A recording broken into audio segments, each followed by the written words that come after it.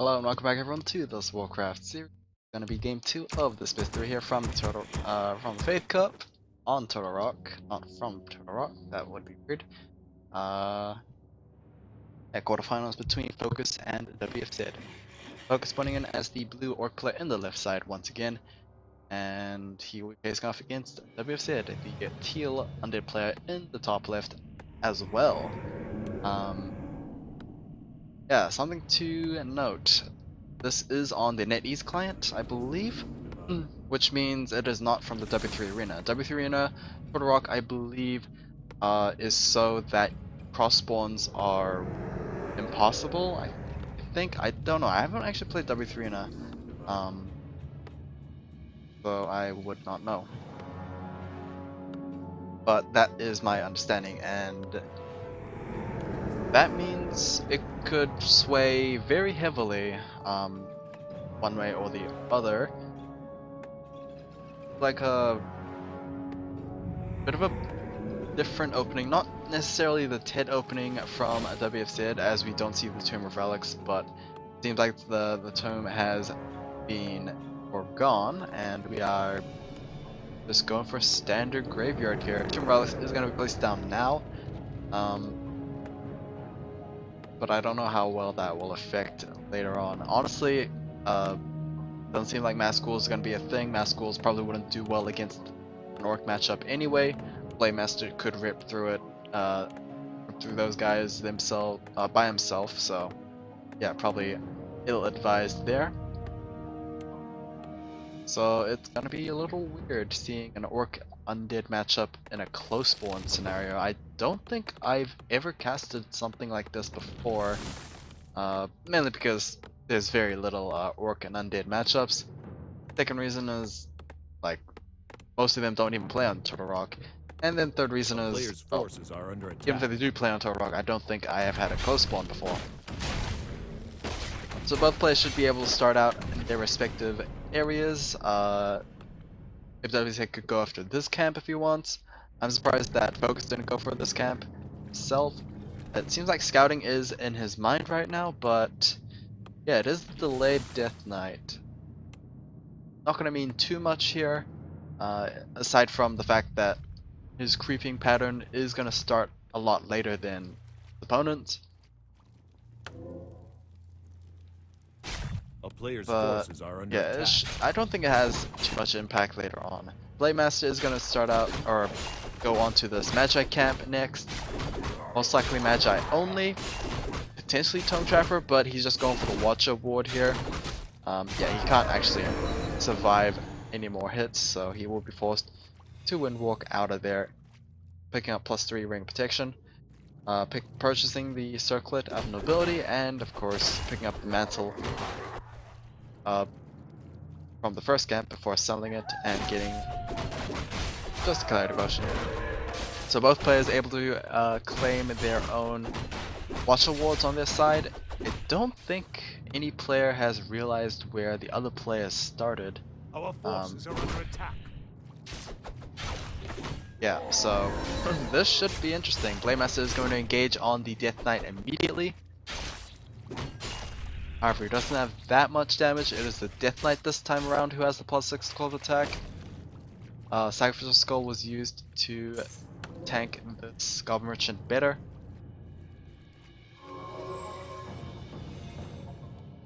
Yeah, seems like the ring got sold for a quick buck, and picking up boots as well as the circlet there.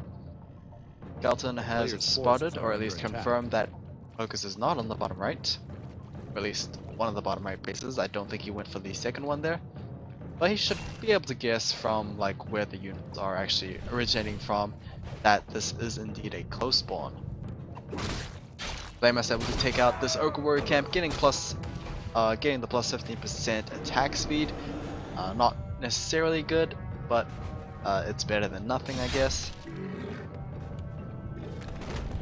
Player's forces are under attack. Blademaster potentially looking for a steal here. Nope. He's gonna go straight after that Death Knight, getting 2 consecutive crits. One of them, of course, was the Windwalk Strike, but the second crit was the most devastating. Oh, Brunt's able to clean up this turtle camp and able to run out safely.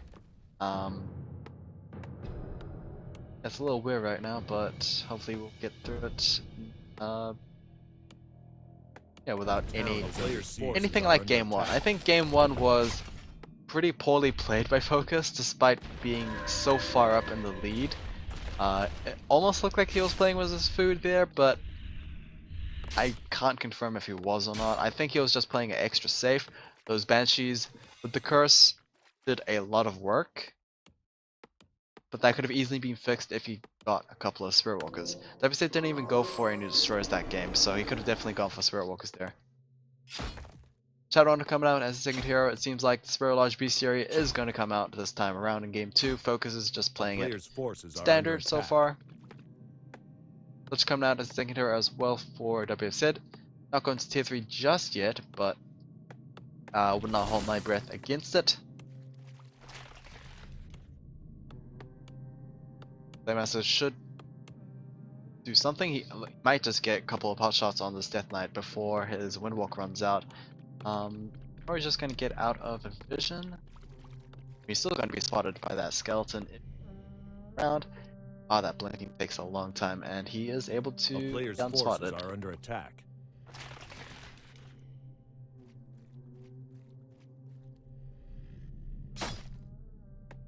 Okay, so nothing much is happening right now.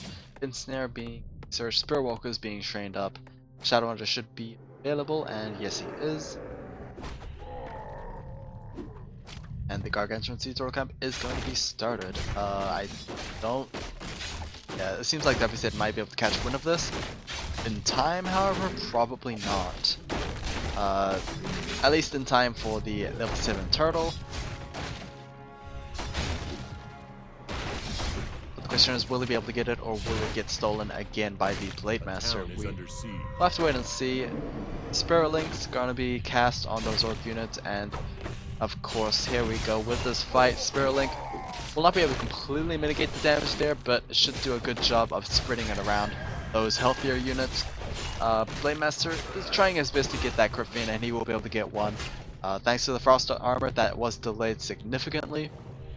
So in exchange, it was just a crit fiend for, I believe it was a Spirit Walker.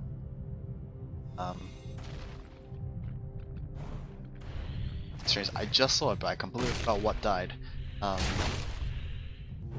Seems like the Sea Turtle Camp might be going over to. Oh, never mind. FoCuS is gonna try and pressure this with that Blade Master here. I have no idea who the kill went to, but I think it went over to WFZ. The item did go over to the Death Knight, and I believe that was a full 15-second vulnerability potion or something of the sort. I honestly can't tell. But TP Score will be burnt by WFZ, and he will go back to base, try and heal up as quickly as possible. Death Knight did hit level 3, which is really good. So level 2 Death Coil should be able to heal up most of these Crypt Fiends, as well as the Lich himself. The only problem is, if Death Knight gets focused down, then you really can't do anything about it. That was very loud. A player's forces are under attack. Sorry about that. I really can't control these notifications when they happen. They don't usually happen, but when they do, it is kind of a little weird.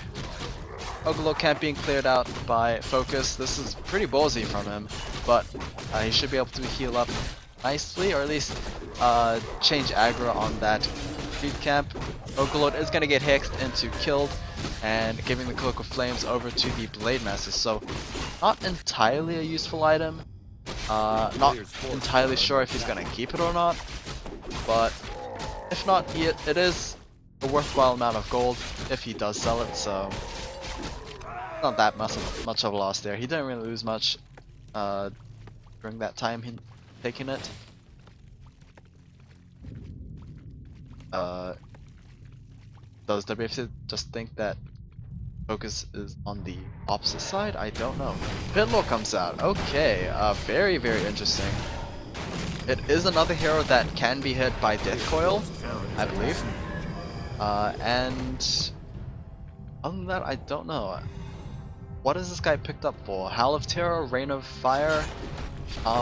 Those are the only two abilities that is noticeable. Oh wow, Sword House gets taken out. That was probably a mistake for WFZ to let that happen, but here we go. Will we see a Howl of Terror, or will we see Rain of Fire? Or will we just see neither? It seems like Howl of Terror is going to be cast, so just flat attack damage going down. Statue gets traded off for a couple of Sorokas and Raiders there. Pretty good trade for WFZ so far. Pitlord not doing too much, since FoCuS is not really fighting back, so Howl of Terror is kind of not noticeable.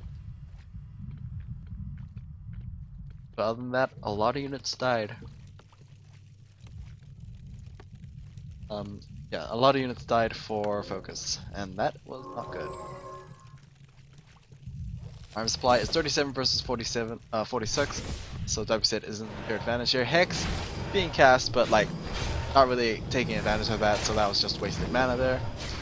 Playmaster is not really in a good position to defend the space by himself either, so it's a very big predicament so far for FoCuS. He's gonna try his best to focus on these heroes here, but like all the Lich needs to do is Frost Armor. Howl of Terror comes out once again. Playmaster not being affected by that ability for too long, since he is a hero indeed. Death Knight somehow gets killed. That's extremely weird, but the Frost Nova comes out to revenge kill the Blade Master at level 3. Both heroes die at level 3. However, WFZ looks like he can still maintain this pressure. Not sure if FoCuS can do the same. Blade Master's gonna get revived at the tavern. But let's see how well he fares against this army once again. Lich being the main target of FoCuS, but the Blade Master getting focused down himself once again, and that should be a trade of heroes. Blade Master gets taken down once again level 3. I don't think he's gonna make an appearance since FoCuS just used all those resources to revive him before. Oh, even the Lich comes out, so WFZ is looking to finish this game with the amount of momentum he gained by reviving those two heroes, and that should force the GG for FoCuS. That is going to be game 2, going over to WFZ. So yeah, we'll go to game 3 now. Not much else to be said.